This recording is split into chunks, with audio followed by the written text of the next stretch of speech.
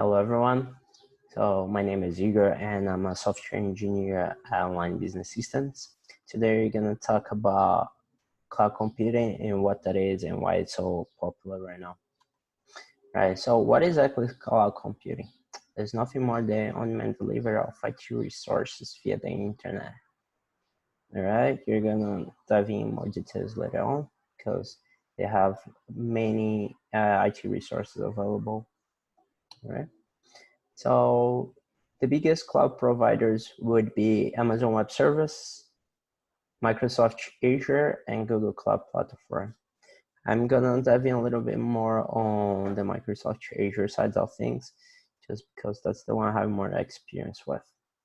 All right. So why choose cloud and why is that so popular right now? So if you compare to on-premises, you see that on premises you have a very high upfront cost, and that comes from buying hardware, renting physical space, hiring people to maintain your data centers, and many other costs related to data security, setting up network and data recovery. All right. And also, when you're building your own data center, what happens is your hardware starts to get outdated with some time, right? So then you need to replace, to fix them and whatnot. So it's actually depreciating with time.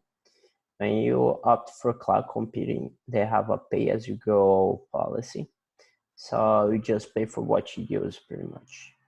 So that's very cost efficient, and avoiding that upfront cost that sometimes is huge. That's why many startups are taking cloud, bringing their service to the cloud instead of building their own data centers. And in cloud, you don't require any server space at all, and economy of scale that acts in two ways. The first way would be those big cloud providers, they have the economy of scale to buy hardware for a cheaper price than you could possibly do because they're buying in more volume. And the second factor is that they organize their service in a way that the more you pay for what you use, and the more you use, the less you pay for the unit of resource you're using. What I mean by that is, like, for example, you're paying for 4 GB of RAM for your virtual machine that's deployed on the cloud. You pay for that $5 a month. And if you want to upgrade from 4 GB to 8 GB, you're not gonna pay the double. You're actually gonna pay $7 instead of 10. So that's what I mean by economy of scale at that point. All right. So you have out of the box great data security, as well as disaster recovery. All right. So those are, like, if you're setting those up and you don't have to worry about them, that makes a huge difference. And here's where things start to get interesting in the development side, is that on-premise, you lack of flexibility and long implementation time, because you have to set up your data center to receive new test environments or to accommodate to the new features you want to implement. Sometimes you have to update hardware and whatnot. So that shows the lack of flexibility when you own your own data centers. For a cloud, everything is super agile. What I mean by that is you have the ability to scale up, scale down, scale out your services. So if, for example, the first thing that I come to my mind is Zoom. For example, I don't know if you guys ever heard about Zoom. Zoom is a online is a software that allows you to do like online meetings. And before the coronavirus thing, they had like the user base was X, and when the whole quarantine started, the user base grew up like 200%. So imagine if they didn't have that capability to scale up their services as fast as the user base was growing. If they had their own on-premises database, that would be horrible, trust me, because first you might not even have like the hardware capabilities to accommodate that amount of users. Second, if you did have, for most of the time, those resources would be idling, right? You would not be using, because if you had capability for 3x, where you are just like serving X amount of users, all the other like 200% of the capability would be just idling there, right? So that's not economically efficient. And another thing that makes cloud really agile, and I love it so much, is because the cloud providers, they have data centers all over the world, all right? So if you want to deploy your application in Asia, you can do that in a matter of minutes, right? So what that provides you is a better user experience overall, because if you do have users in Asia, they're gonna experience lower latency if their servers are located in the same region, all right? But in the case if you have your data center on premises, and all your users like, oh, your data center is based on North America, but you do have users in Asia, they're gonna have horrible time with latency, and that's bad for user experience overall. So that's another great point for cloud, all right? So, and how about the bad things? What can I say about the bad things about cloud computing or cloud overall? So for the first thing, and like the only thing actually that comes to mind for me, is you have a limitation of hardware customization for most of the case.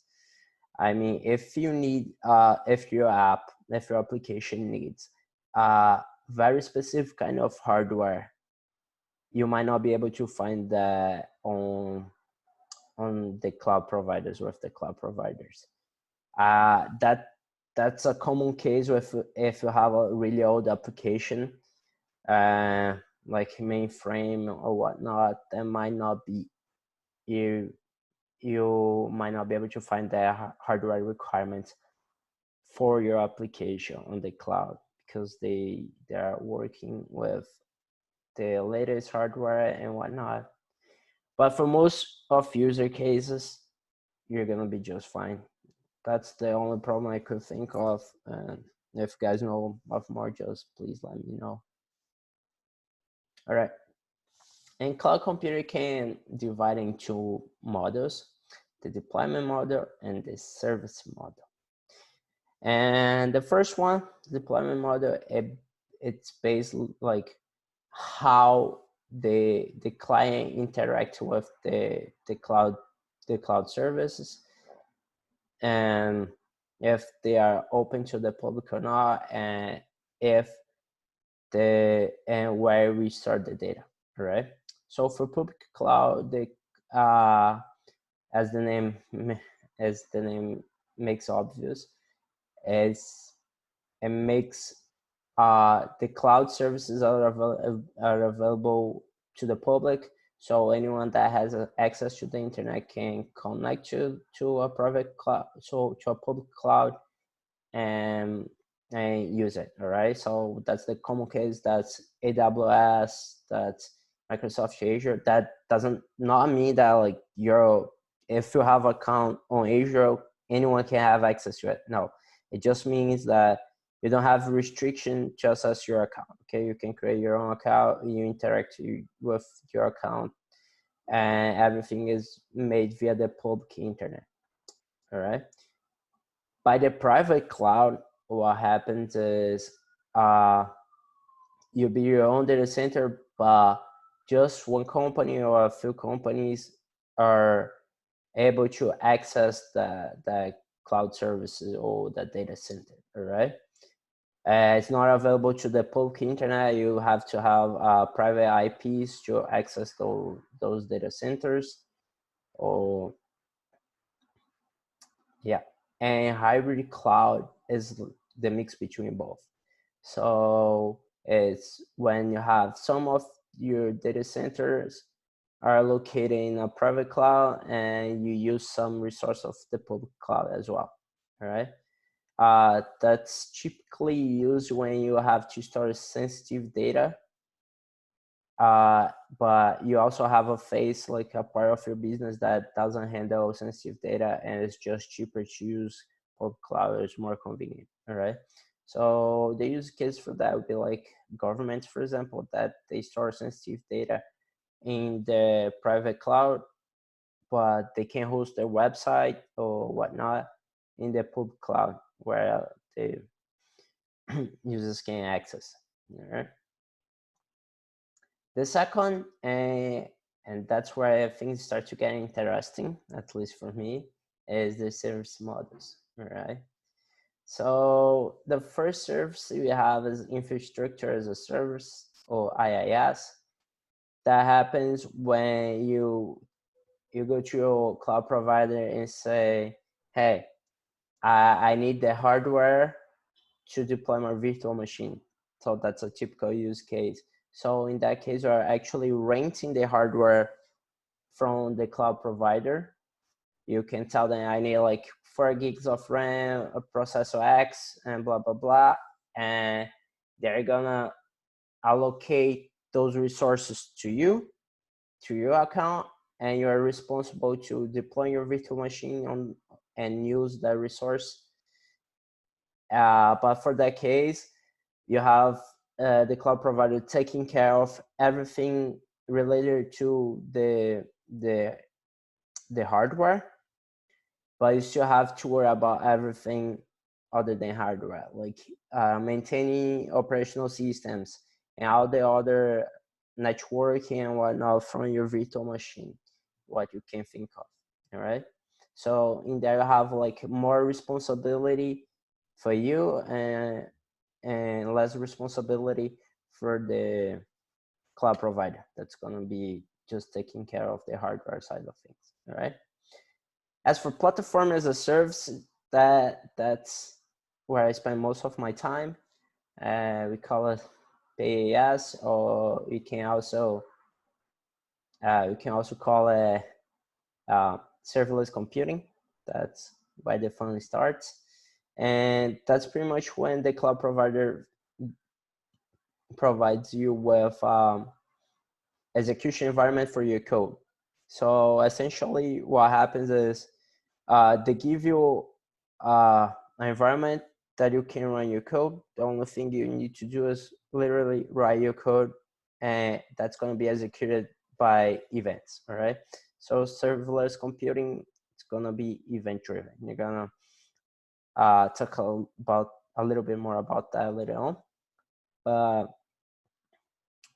yeah, on that case, you worry about writing your code. You don't need to worry about maintaining operational system, updating operational system, any hardware, underlying hardware. No, the only thing you worry is about developing and writing your code. All right. And well, like one example of platform as a service, it would be like function apps. I'm diving a little bit more on that later on.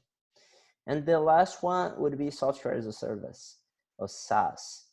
So what that services is focused on the end client.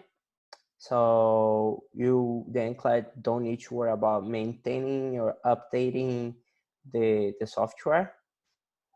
Everything is taken care of by the cloud provider. Examples of those kind of products would be Office 365, that you pay a subscription. That's usually like how they go for it. You have a subscription service, you pay monthly, and then the only thing you need to do is have connection to the internet, and everything is going to be managed by the cloud provider, like software updates and whatnot. All right. All right, and here the fun begins. Here, as I mentioned before, we have the serverless computing, then and that falls into the platform as a service, and that there are 3 points that are important to mention. That the first one is cloud hosted execution environment. That's what I said before, that you don't need to worry about the underlying operational system hardware. The only thing you need to do is write your code, and that's going to be executed in the cloud. All right. The second thing is event driven. So how you're gonna activate, like how you're gonna call your functions or how you're gonna execute your code. So that code is executed by events. We need to have events to trigger that code. All right. And another amazing thing is the micro billing. Because if you compare with different services, for example, virtual machine that falls into infrastructure as a service. If you compare those two, what happens is, imagine you have a virtual machine, and for the bill of 1 year or 365 days, when you have to pay for your virtual machine, you're gonna have to pay for the 365 days, no matter what, because you're renting the hardware from the cloud provider. All right. So you're literally, even though if your virtual machine is not doing anything productive, but the cloud provider allocated that amount of resources or hardware to your virtual machine. So you're gonna have to pay for that no matter what. However, if you have serverless computing like function apps, logic apps, the cloud provider just charge you for when they are being executed. What I mean by that is, if in 1 whole year you execute your function executed for 1 hour and use an X amount of resources, you're gonna be billed you're gonna be charged just for that 1 hour instead of the 365 days. So that makes serverless computing very cost efficient. All right. And don't get wrong by the name. I know it says like serverless computing, but it's not actually serverless, because you still have to have a server behind it. But like the cloud provider is the one that take care of that. It just provides the execution environment for us. All right. Two things I've been mentioning a lot is they are the bread and the butter for serverless computing, at least for me, is function apps and logic apps. The main difference between them would be like function apps, it's a function, you write your code inside the function and that's get triggered and execute your code. You can customize, you can write anything you want inside that function, all right? However, for logic apps, they're a lot simpler. They are a lot easier to create. The flow is super intuitive. However, they're lacking flexibility. But both combined, they give you like great options for implementing new flows. All right, and that brings us to the Decouple architecture. I'm gonna just have a brief talk about it. Is essentially just breaking down applications in small functions. I can say like that, small pieces, let's say. And each piece is gonna be responsible for its own state, and it's not gonna worry about the next piece state, all right? So that makes